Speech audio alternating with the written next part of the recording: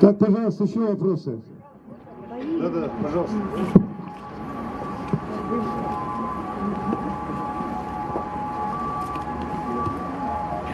Здравствуйте, уважаемые земляки. Я так рада вас слышать. Меня зовут Роман, да? Простой мужик с ЛРЗ.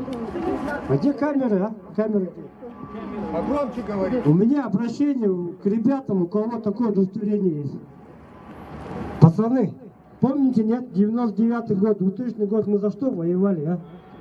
Помните? Нам отцы, командиры говорили, все будет хорошо, воюйте, пацаны. Мы 19-летние, 18-летние парни, блядь. Не жалея живота своего, бросали себя в бой. Нам Путин обещал, что все будет хорошо. Воюйте, дома взрываться не будут, семьи будут, нормально все, у всех будет хорошо. А в итоге мне сейчас 42 года, я ипотеку плачу, бешеную. На заводе за копейки в ЛРЗ работаю. За что я воевал? Вот мне сын 4-летний меня спросил сегодня утром: папа, ты куда пошел? Я пошел, сына, за тебя, говорю, воевать. Сын мне сказал: ты же отвоевал 20 лет назад, говорит. Нет, сына, говорю, война началась сейчас. В то время я срочную службу служил. А сейчас надо воевать за наших детей. Чтобы у них жизнь была нормальная, не как мы, блядь. Как мы сейчас устроим, блядь. Опять едете за маты. У меня, я на войне столько крови пролил. И своей, и у чужой. 19-летний салага. Мой папа удивлялся. Ты почему такой жесткий стал, говорит? Жена моя удивляется. Почему такой жесткий ты, говорит? Мои коллеги говорят: ты почему сразу кулаками лезешь, говорит? Ну как?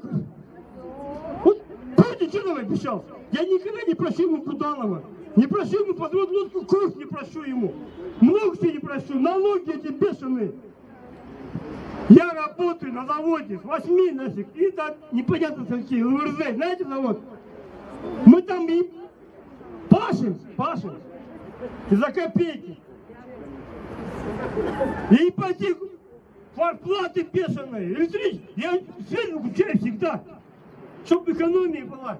Я воду выключаю. Я на машине редко езжу. У меня машина старенькая, да? Но машина есть. Я экономлю на все. Я лучше пешком пройду, чем на трава сяду. Я больше ничего не буду. Еще раз повторяю, братья мои, ветераны боевых действий, ну поднимитесь, елки, как Михаил сказал. Встаньте с диванов, мужики, встаньте с диванов. За что мы воевали, пацаны? Чтобы стояли здесь, мучились, что ли? Михаил, извини, пожалуйста. Молодец!